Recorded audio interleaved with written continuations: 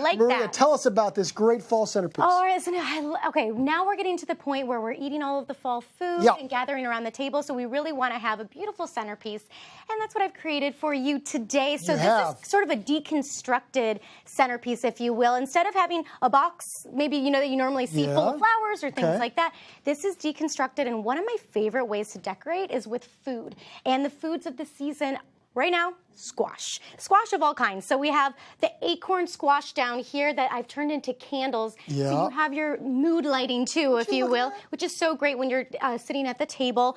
And interwoven in there are the leaves and the sunflowers and all of those things that make it very fall and beautiful. And of course the butternut squash vases, and they have a gold foil on them to make them very pretty. And you can scoop them out and actually eat them as you make this. Well, not as you make, but cook them up, of course. Yeah, cook them up. But I love that these things are, obviously we have around the house. This is perfect. Let's start with the vases. Let's start with the butternut squash vases. For the butternut squash vase, what you want to do, you can see I have my squash here, and you cut off the top.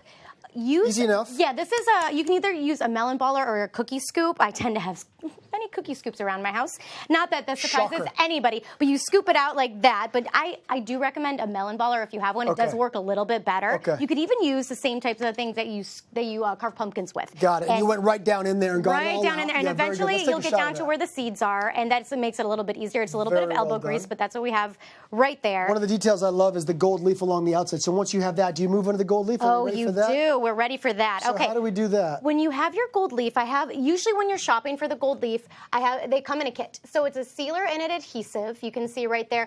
Those will usually come with the gold foil when you're shopping for it, either online or in the craft store. They have them at both places.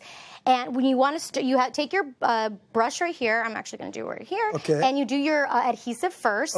And the gold is only going to stick to where you do the adhesive. So you can do it kind of however you want. If you want it to be up, you want it to not have little dips. Should you leave little patches where there isn't adhesive so that it sort of shrinks and dries in different kind of patterns? Yes, exactly. I love that effect. So it's not, because it depends on what you're going for. If you want it completely covered, you could do that. But what you're really looking for, and I did this one a little bit ago, so it's a little tacky. But you want to make sure that your fingers are clean when you get to the gold foil part of it. So you can see here, the gold foil comes in these very thin sheets. It's very like fancy. that, very delicate. Very delicate. And you put it on. You're doing this. I would probably make a mess of it. And you put it on, and you use a dry brush like that to push it on, and let it sit for just a little bit. So after that, you take the dry brush and you brush away any excess. Just brush it away, and then it all comes off, and it looks a little bit almost like you've got antique butternut squash. Exactly. And you use the sealer just to kind of seal it on. Just like that. I love it. Now, how long would these last once you kind of get these going, you have the gold leaf all finished? I would say about a week.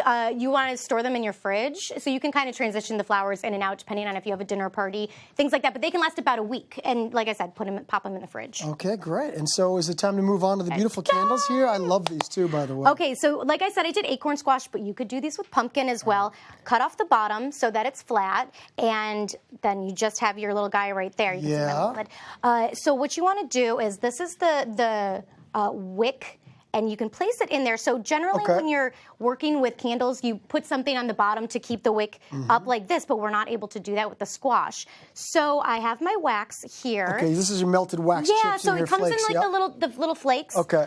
So what you can do is just melt it down. Depending on which wax you get, you can do it in the microwave, or you could do like a double boiler. And it doesn't matter that you're not holding the wick in place as you pour, because it hasn't hardened yet. You got a little bit of time before it does. Yeah, so what we want to do in order to keep the wick in its place, you want to use a couple popsicle sticks. Good. And that will keep it just as simple as that. Just like that. And actually you can turn it, because depending on obviously which way is lying. Just and you like let that go. How long does it take to harden approximately? So this, just honestly, give it maybe an hour or two, and don't move it around, because otherwise your wick will go like that. But I do want to show you like a word with when you're melting wax. This is, if you don't find the microwavable wax, you could get one of these. These are just like wax melting pitchers, I believe is the exact term.